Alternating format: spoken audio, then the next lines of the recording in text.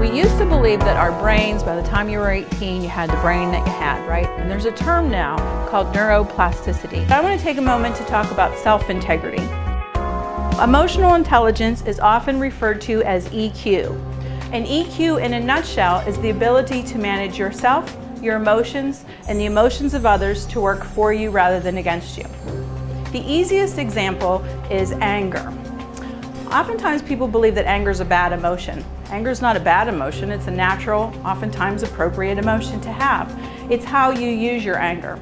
So someone who's not very good with anger is more likely to say or do something that they later regret, or completely shut down.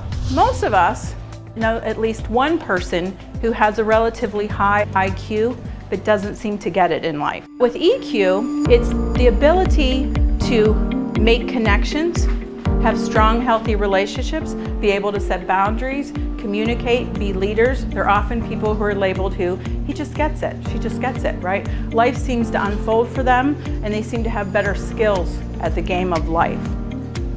And this is something that, while we're each born with it, you can do things to help yourself with resiliency, stress management. High EQers tend to have higher earning potential, in part because they get more opportunities. One of the biggest markers for success and happiness in life is the quality of your relationships. And they understand relationships, and so they're able to use those relationships in healthy, positive ways.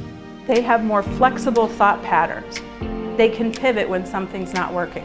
They understand that just because it should be, doesn't mean it has to be that way, right? When you have more of a fixed mindset, you have a belief about this is how it should be, this is what I have to do, and I'm just going to stay on that narrow focus. And then when things don't work out, as sometimes happens, then there's a struggle.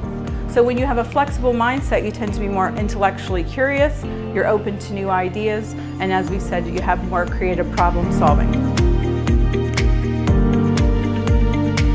And a lot of this happens for reasons I like to call lead poisoning. And this happens in our career, in our lives, it happens a lot, right? So we're moving along, and sometimes major things happen, and we plummet, or there's an issue, and we go, oh, and we can pinpoint it exactly. Something happened, oftentimes outside of our control.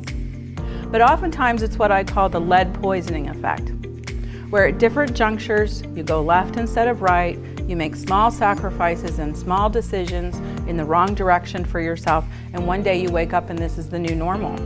Executive presence is how you look, how you sound, and how you act. It can and does make and break careers every day. It's okay if people say no. It's okay to be wrong, but don't give away your ideas and your intellectual property, if you will, because you don't want to stake a claim. The most important relationship you have is the one with yourself. Consider everywhere you go, there you are.